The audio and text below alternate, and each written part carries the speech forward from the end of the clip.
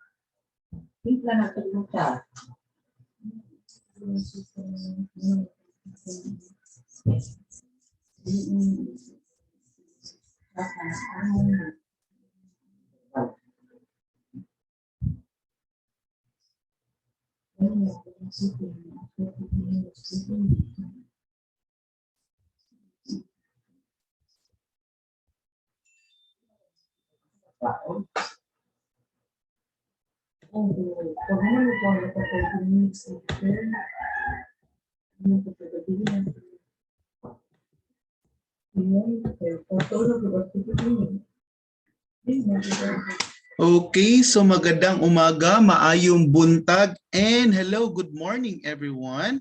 Good morning students. So kamusta ang ating umaga ngayon? Okay, sige. I think all of you are very, some of you are tired because of mga bulk of assignments from your other subjects. Okay, others may have a good sleep. Okay, and then also others may also have a nice sleep, a nice morning. So depende yan. Okay, so welcome to our class, Understanding the Self, or SS111. So, but before we start our discussion, may I remind everyone that you are, since this is a understanding the self, so if you feel uncomfortable or anxious during the discussion, okay, so you may contact me, your instructor, for facilitation. Okay, there will be some part na ma-feel ninyo na you are uncomfortable. Okay, so you may ask me, or you may chat or PM me. Okay, right away. And then yun lang ang aking kuan, ha, yung reminder natin. Okay, so let's start our journey for this subject. So I guess all of you are ready na to listen and learn for this subject. Okay.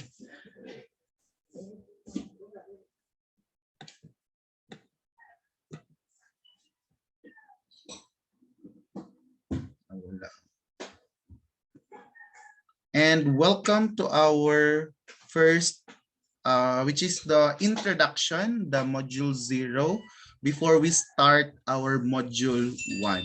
Okay, so again, hello again, everyone. So let me introduce again myself. I am Eduardo Mapesos Tajeros III. So you can call me Sir 30, and you can reach me through Facebook Messenger.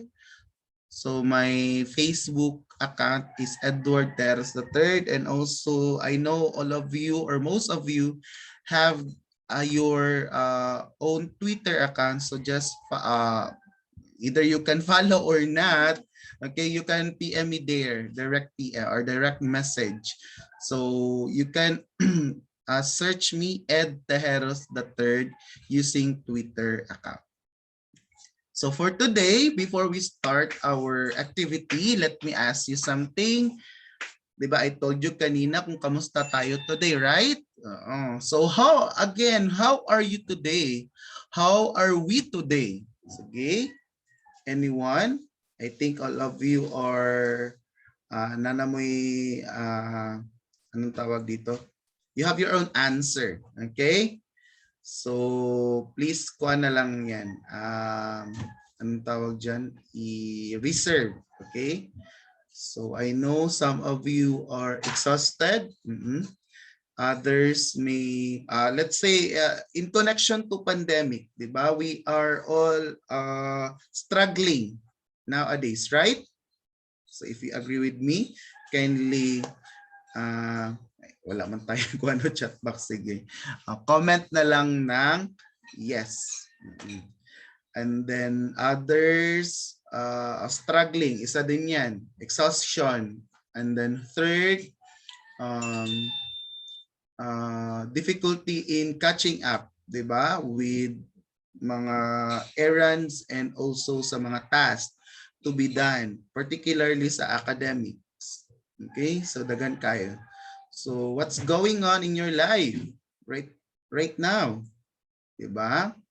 Since pandemic struck us for almost 1.5 years in the Philippines, and still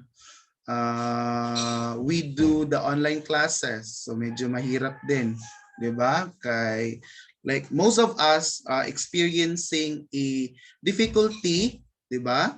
In sa internet connection, particularly sa mga vicinity like sa mga provinces, sa mga cities, okay lang, okay? Pero there are other municipalities na medyo mahina, and most of you experience it, 'di ba? While submitting the katong required na video last week, if you can remember. So pati ako nag-struggle din. So sige lang. So laban lang tayo sa life. Huwag tayong susuko. Part of anong tawag dyan? Part of the process kasi yan eh. If we cannot kanaganing, sige lang. Later we will understand why is it na there are things na dili na to makuha, or I mean dili na to ma-achieve on that particular or certain time, okay, or certain location or place, diba? Just like me, I experiencing highs and lows in my life for the past few months. So siguro karon I realized na kung wala po ito na ako napagdaanan, then wala tayong mga insights or realization na atong gain from that experience. Right? Do you agree? If you agree, kindly type sa comment box natin or comment section ng yes. Okay? Sige. Okay, yun. Self and the pandemic. Diba? So, most of us were struggling, especially those who are katuganing na-infect sa virus, sa COVID-19, particularly nowadays that Delta variant is na na-judge sa Pilipinas and still nag-grow ang anong tawag dito? Yung numbers, okay? Especially in Davao City, I mean in Davao region.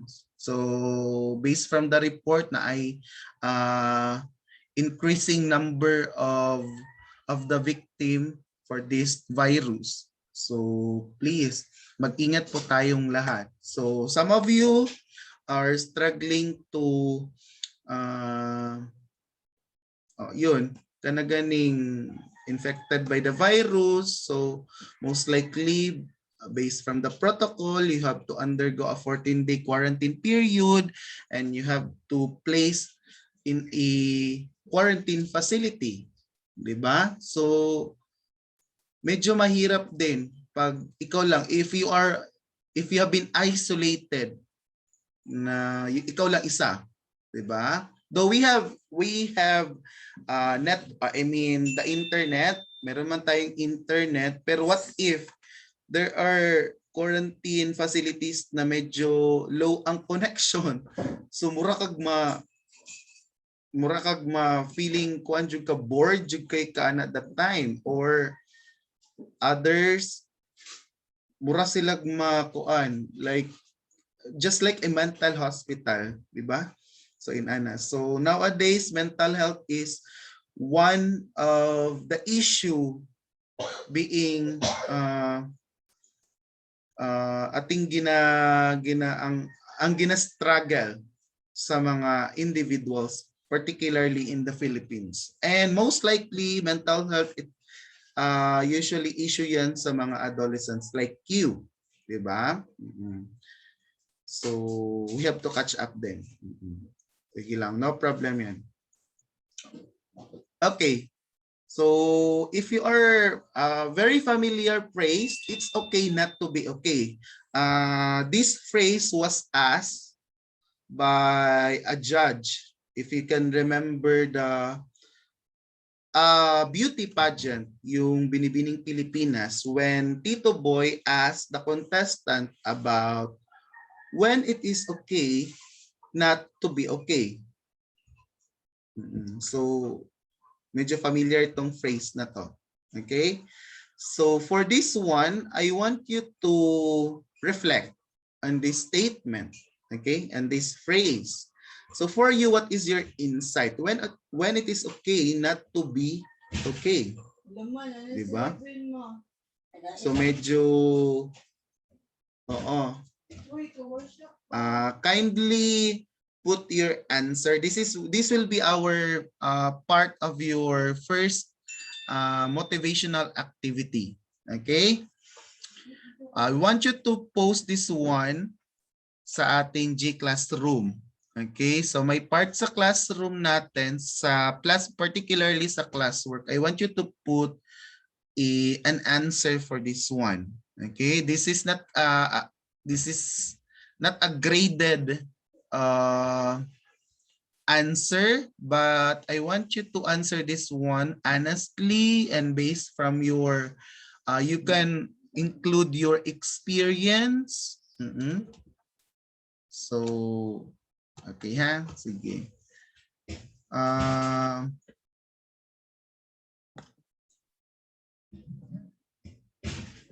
Wait lang.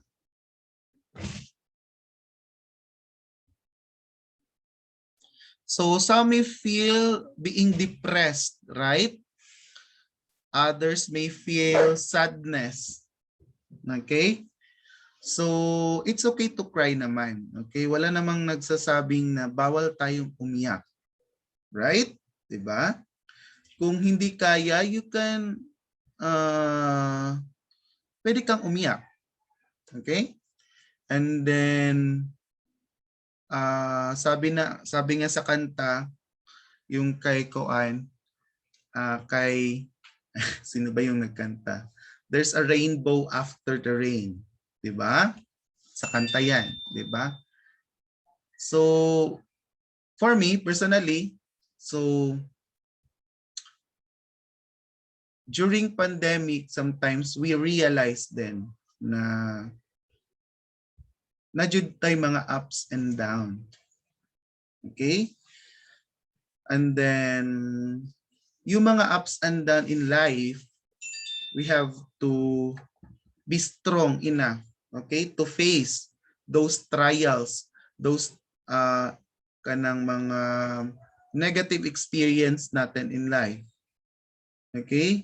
Okay, from that moment, you will looking back from the things that we experienced before, magkatawa na lang taana. And and it keep us to be strong, okay, based from that experience. Okay? So dili ta magluya-luya, so laban lang ta sa life. Okay? So wag po tayong magpanay. It's okay naman. It's okay lang jud kaayo na you may feel angry or you may feel dili jud ko okay. Ngano man di ay nganong kailangan nato pilito na maging okay nga dili man jud ta okay, right? So for you, depende yan. How are you going to reflect on that statement? Okay? Sige. I hope this statement will reflect us in connection to pandemic and in connection to your present experience na inyong gina-struggle right now. Okay? And then if you have you feel na uncomfortable for this statement, then you may PM me or you can direct message me about this one, okay? For you to be able to console or to facilitate your issues in life, okay? Sige. Para tayong guidance counselor tayo. Sige.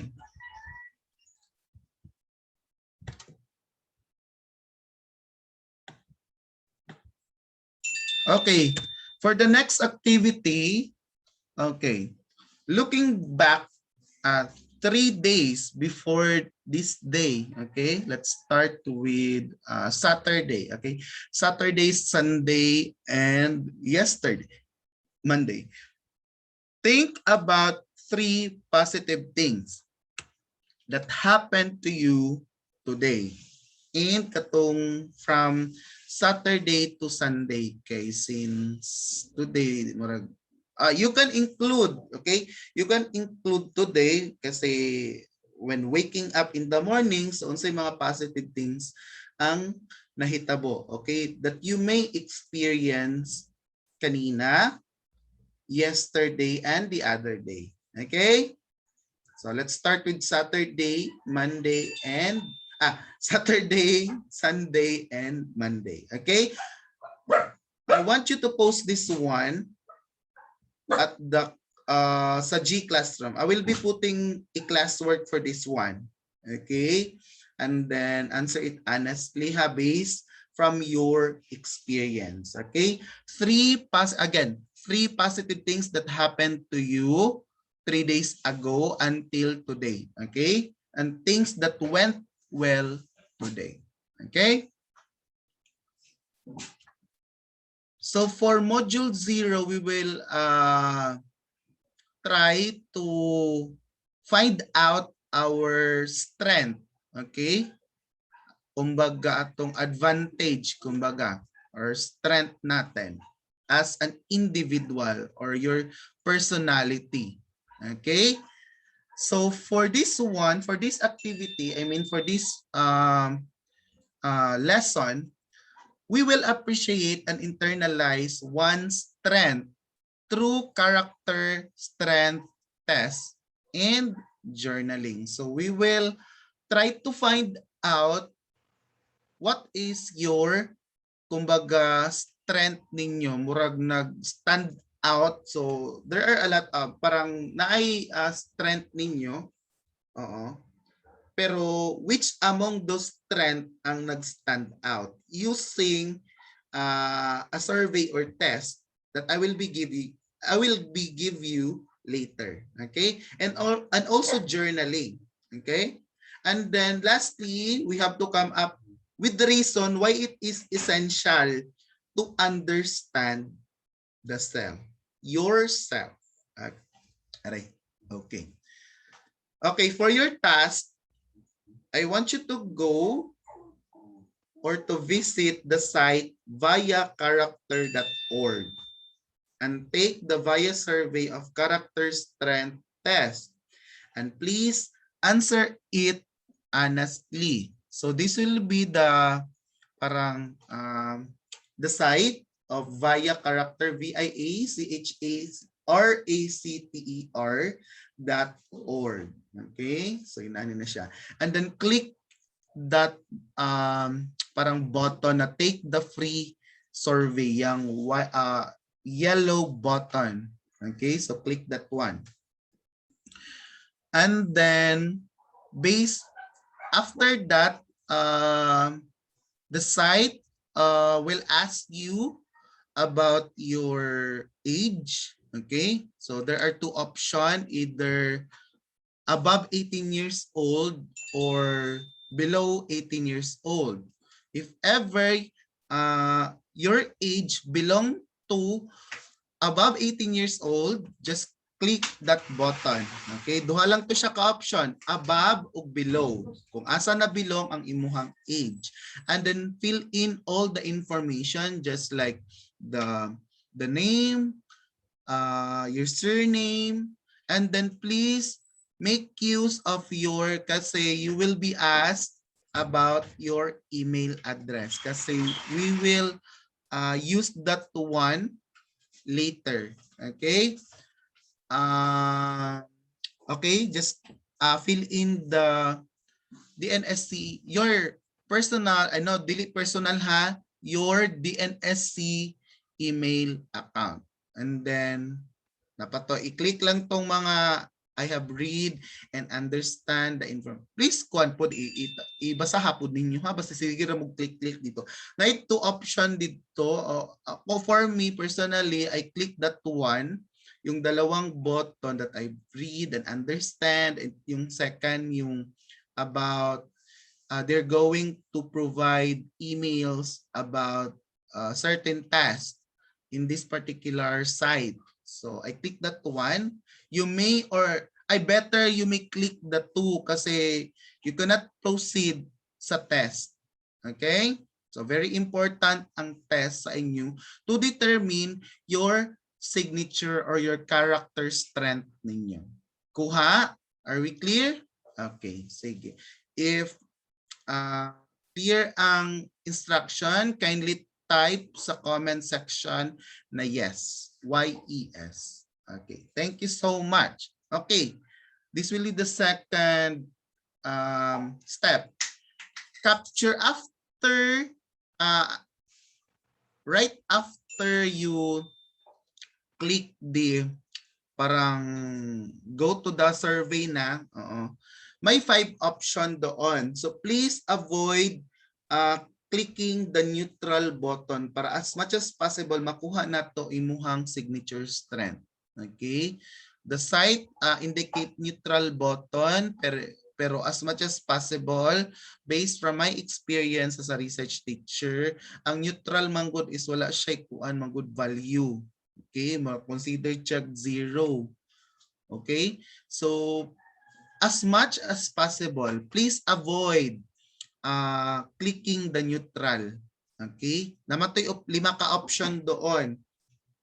Okay? So yung tunga, yung gitna, so please disregard that one. So either of the 4.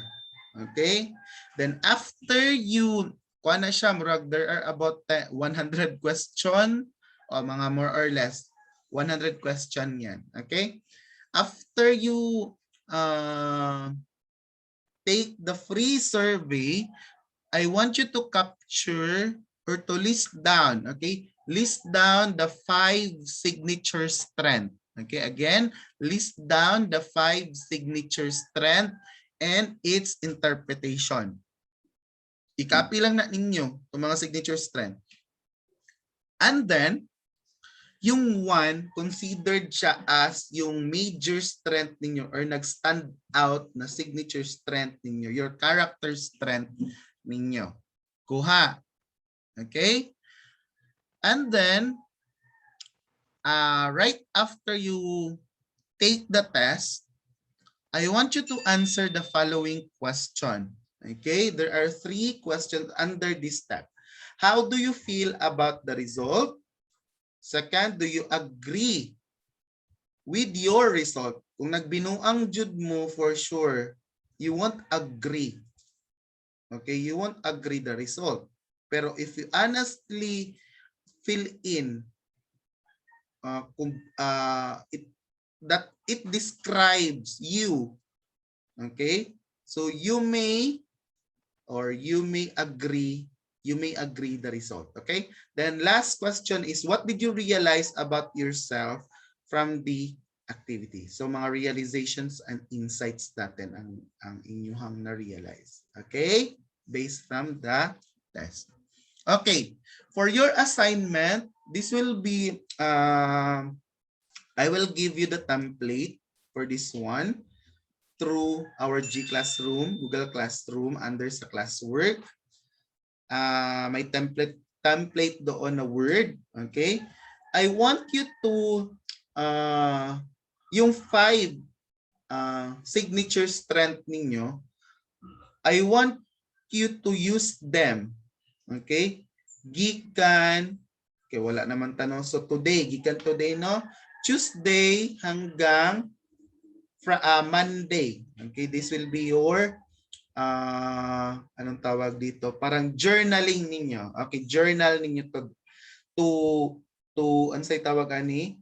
To use or to utilize yung identified na strength ninyo for a week. So to keep track of your strength in action, kindly use the chart that I gave you sa ating classwork. Okay? And then, why is it important to understand the self?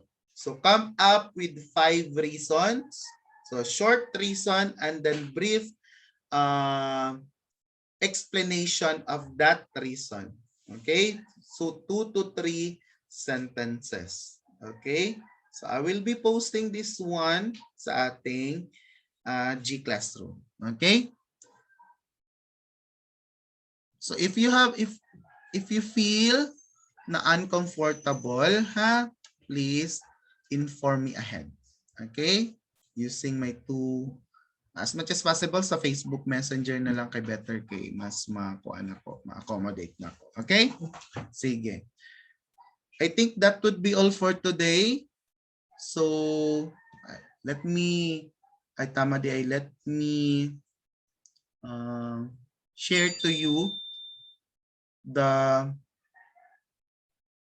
template pala para at least aware kayo sa template.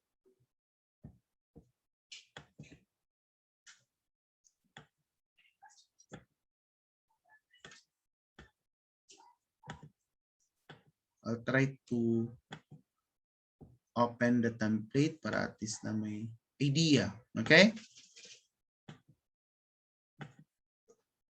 DNSC 111.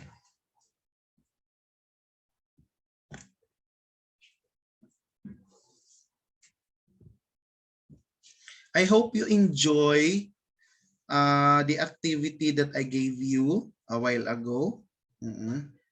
And then it will continue until for your journal. Okay. By the way, the submission of your journal of the template will be next week, Wednesday.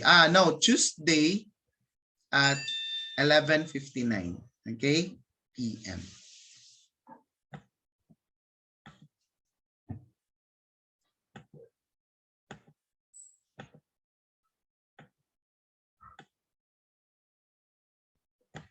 Kaya, no? Sige, kaya. Okay, this will be the template. For your assignment. So I want you to put the assignment number, the module number, name, ID number.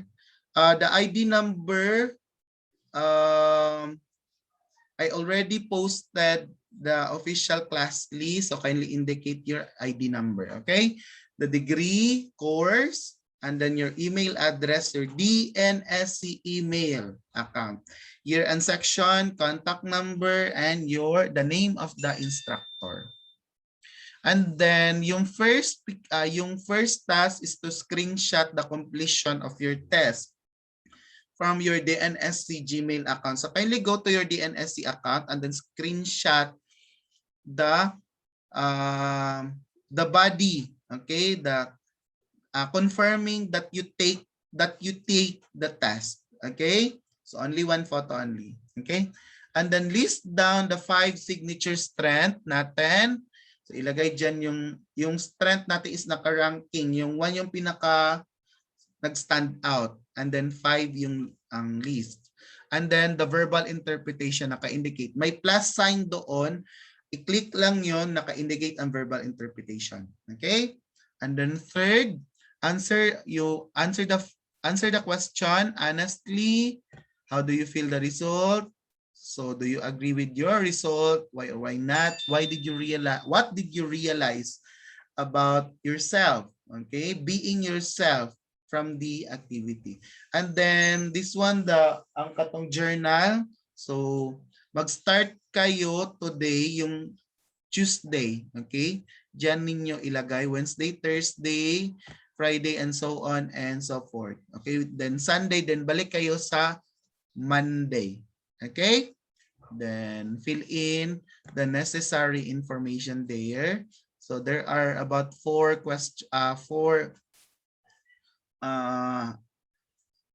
statement, yung strength used katong galing sa 5. Event situation, so i-apply ninyo indicate yung event or situation na na-apply mo yung strength. Then how was your strength used? So kamusta daw? Feelings about using, so saan yung na-feel? Okay? And then lastly, you have to indicate the reason, the important to understand the self. Brief reason yan. Then its explanation. Okay? And please take note, the file name, kindly indicate the last name, then course and year, .assign1.DNSC, and then prepared by. Kindly indicate your name and also your signature and your year and section. Okay. I think that would be all. If you have any clarification, feel free to ask me using my Facebook Messenger. Okay. So I think that would be all for today. I hope you learned something today. I hope you enjoy about our activity. Okay. So see you on the next